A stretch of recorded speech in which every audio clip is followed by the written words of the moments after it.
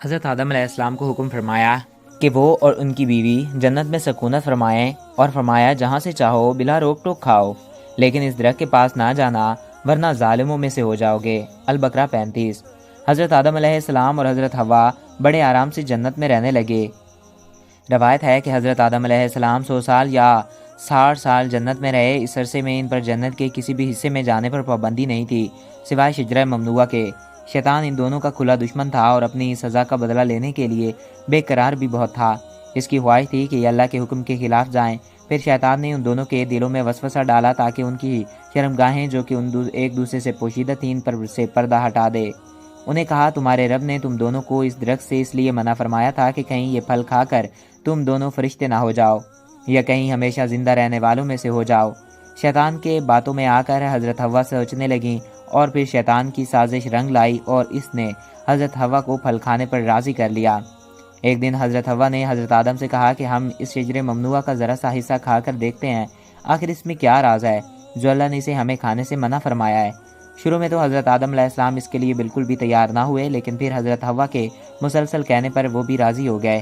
ابھی ان دونوں نے پھل کو پوری طرح سے کھایا بھی نہ تھا کہ ان کی شرمگاہیں ایک دوسرے پر رائیاں ہو گئیں، جس پر دونوں بدحواسی میں جنت کے درختوں کے پتے توڑ کر اپنے جسم پر چھپانے لگے۔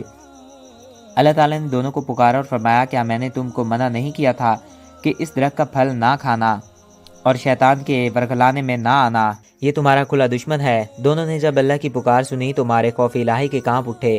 نہایت لاچارگی اور عاجزی سے اپنی خطا پر شرمندہ ہوتے ہوئے بارگاہ خداوندی میں عرض کی کہ اے ہمارے رب، ہم دونوں سے بہت بڑی غلطی ہو گئی ہے۔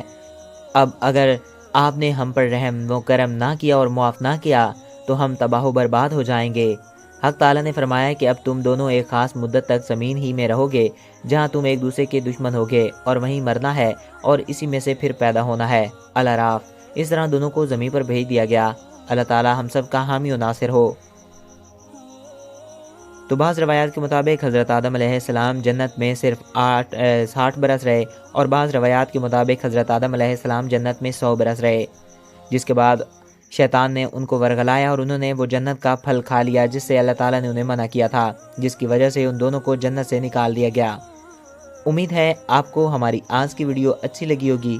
اگر آپ کو ہماری آج کی ویڈیو اچھی لگی اور آپ کی معلومات میں اضافہ ہوا ہے تو ہمارے اس یوٹیوب چینل کو سبسکرائب کریں اور ساتھ موجود بیل کے آئیکن کو پریس کریں تاکہ نئی آنے والی ہر ویڈیو بر وقت اور بآسانی آپ تک پہنچتی رہا کریں۔ اور اگر آپ کسی بھی ٹاپک پہ ویڈیو دیکھنا چاہتے ہیں تو کمنٹ باکس میں اپنی رائے سے آگاہ کر سکتے ہیں۔